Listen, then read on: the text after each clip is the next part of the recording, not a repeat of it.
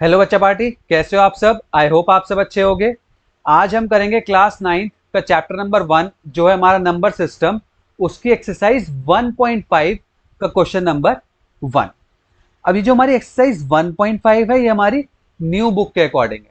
अगर आपके पास old NCERT है तो उसमें होगी हमारी एक्सरसाइज 1.6 और क्वेश्चन सेम रहेगा, दैट इज 1.6 का क्वेश्चन नंबर 1 होगा ओल्ड एनसीईआरटी।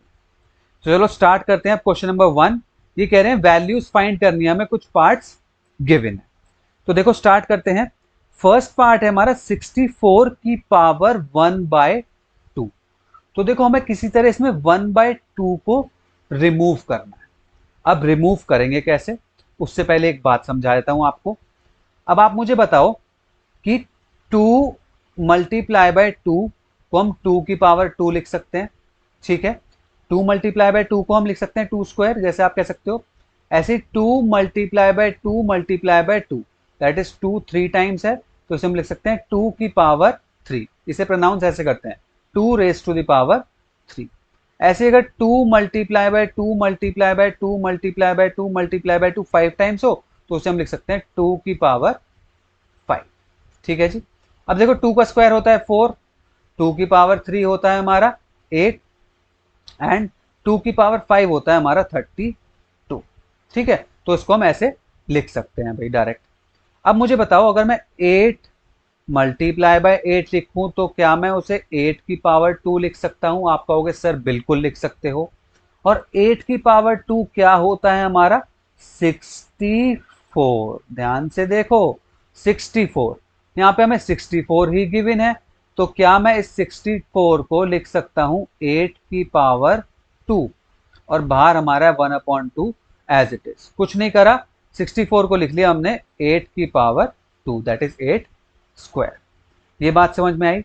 अब एक बात और समझो, अगर हमारे पास ऐसे दे रखा है ब्रैकेट में a raise to the power b, ये ब्रैकेट में है और बाहर हमें दे रखा है c। तो ये ब्रैकेट में जो दे रखा होता है b और c, दैट इज इसकी पावर और ब्रैकेट के बाहर पावर, ये आपस में मल्टीप्लाई हो जाती हैं और डायरेक्ट हमें आंसर दे देती हैं। दैट इज ये आ जाएगा हमारा a की power b multiply by c, तो इसका आंसर आ जाएगा हमारा a की पावर b c। इसे एक एग्जाम्पल की तरफ समझो, ठीक है। जैसे सपोज हमें देखो 5 की पावर 2 और बाहर गिवन हो ब्रैकेट के हमें 3, तो इसमें हम क्या कर सकते हैं 2 मल्टीप्लाई बाय 3 कर सकते हैं। तो ये आ जाएगा हमारा 5 की power 2 multiply by 3, that is 5 की पावर 6 आंसर। ये आ जाएगा हमारा इसका आंसर। अब देखो ऐसे यहां करेंगे, हमें क्या गिवन है 8 की पावर 2 और बाहर 1/2, तो मैं इसे लिख सकता हूं 8 की पावर 2 मल्टीप्लाई बाय 1/2, और ये आपस में देखो 2 से 2 कैंसिल हो जाएगा, तो हमारे पास सिर्फ 1 बचेगा। तो ये आ जाएगा हमारा 8 की पावर 1, दैट इज 8। तो इसका आंसर हो जाएगा हमारा 8। बात समझ में आई क्या करा मैंने। बहुत सिंपल था, बस आपको ये लॉजिक समझना था कि मैं 64 को लिख सकता हूं 8 की पावर 2, दैट इज 8 स्क्वायर। और उसके बाद ये पता होना चाहिए था कि ऐसे ये मल्टीप्लाई हो जाते हैं, इसकी पावर और ब्रैकेट के बाहर आपस में मल्टीप्लाई हो जाते हैं। ठीक है, अगर ये दो ट्रिक समझ में आ गई तो इस क्वेश्चन को आप इजीली सॉल्व कर पाओगे सारे पार्ट्स। ठीक है, पहले वीडियो को पॉज करके इसे नोट करो, फिर नेक्स्ट क्वेश्चन करेंगे। अब देखो नेक्स्ट पार्ट, 32 की पावर 1/5। तो हमें 32 को कुछ ऐसे कन्वर्ट करना है कि किसी की पावर 5 आ जाए। तो देखो मैंने बताया था कि 2 की पावर 5, दैट इज जब आप 2 को 5 टाइम्स मल्टीप्लाई करेंगे तो ये आ जाएगा हमारा 32। तो आप 32 को क्या लिख सकते हो हमारा 2 की पावर 5, तो 32 को लिख दो 2 की पावर 5 और बाहर आ गया 1/5। अब आप आपस में मल्टीप्लाई कर सकते हो पावर्स को, दैट इज 2 की पावर 5 मल्टीप्लाई बाय 1/5, 5 से 5 कैंसिल आउट, 2 हो गया डायरेक्ट हमारा आंसर। भाई किसी की पावर 1 तो वही होगा, तो 2 हो गया इसका हमारा आंसर। क्वेश्चन समझ में आया। ठीक है, वही दो रूल्स जो सिखाए, पहले मल्टीप्लाई करके पावर्स आ जाती हैं और हम इसे ब्रैकेट के बाहर वाली पावर को आपस में मल्टीप्लाई कर सकते हैं। ठीक है, बस आपको ये सोचना है कि ये नंबर को हम कैसे पावर में ब्रेक कर सकते हैं, ये आपको प्रैक्टिस से आ जाएगा। और अगर इवन नंबर है तो बेसिकली वो 2 के मल्टीप्लीकेशन में ही होते हैं। ठीक है जी, तो सेकेंड पार्ट भी नोट करो। अब करते हैं अपना थर्ड पार्ट। थर्ड पार्ट देखो 125 की पावर 1/3, दैट इज हमें किसी नंबर की पावर 3 में ब्रेक करना है।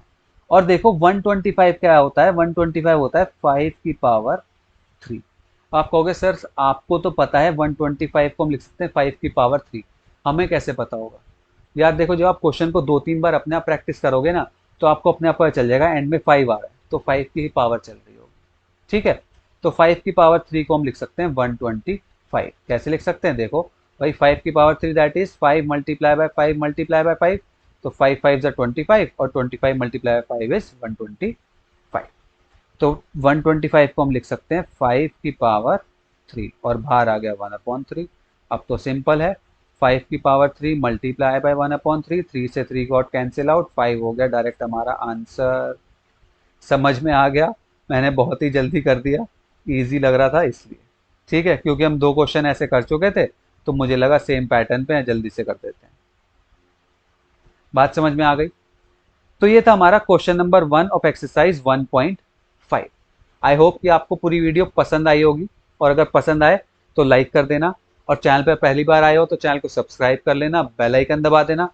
और इस क्वेश्चन से रिलेटेड, मैथ से रिलेटेड कुछ भी प्रॉब्लम हो तो कमेंट बॉक्स में बिल्कुल पूछ लेना। नेक्स्ट वीडियो मिलते हैं।